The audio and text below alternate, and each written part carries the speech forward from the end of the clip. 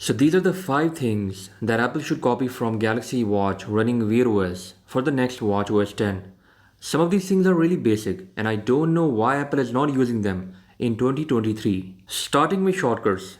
Wear OS has a quick settings panel that you can use just by swiping down. For example, I want to use AOD mode on my Galaxy Watch. I will just swipe down and turn on AOD mode. While Control Center on Apple Watch has no such shortcut.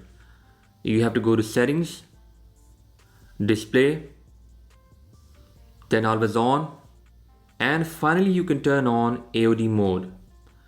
There should be a quick shortcut for AOD mode in Control Center that will save a lot of time for such a tiny task. Plus there should be an option to add more shortcuts in Control Center. Right now we have such a limited number of options with watchOS 9.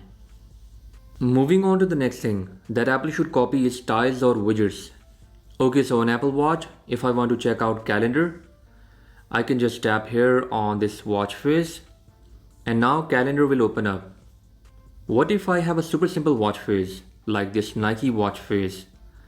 Now I cannot use calendar without going into menu and finding out the calendar app. While on Galaxy Watch, I will swipe like this to check out my calendar or any other informative tile. And it doesn't matter which watch face I have. While on Apple Watch, if you swipe to the left or right, it changes the watch face. You can do already the same thing by long pressing on each face and use this crown to navigate across watch faces. So there should be some sort of tile or informative widget that you can check out by swiping across your screen. Next, Apple should make these buttons customizable. I know we have an action key here on Apple Watch Ultra that can be customized. But what about regular Watch Series 8 where you cannot customize the home key?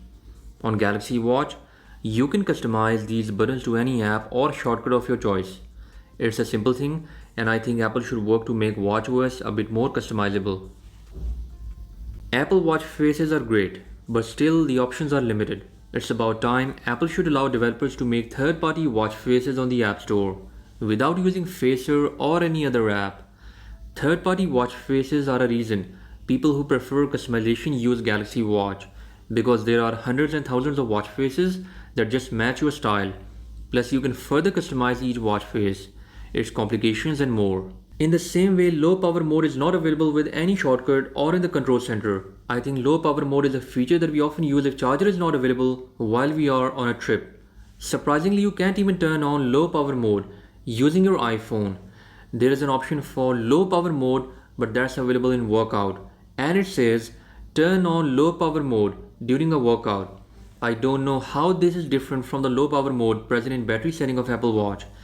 Anyways, on Galaxy Watch, all you have to do is that swipe down the quick settings panel and turn on power saving mode, and you can do that even from your phone. So it's that simple. I think Apple should add a dedicated toggle for low power mode in Control Center with the next watchOS 10. Talking about the last thing, and it might be handy for some people, as we know watchOS is optimized to run multiple apps in the background without draining a lot of battery. But if you want to close these apps, you have to do that one by one. I think there should be an option for close all apps at once in this section.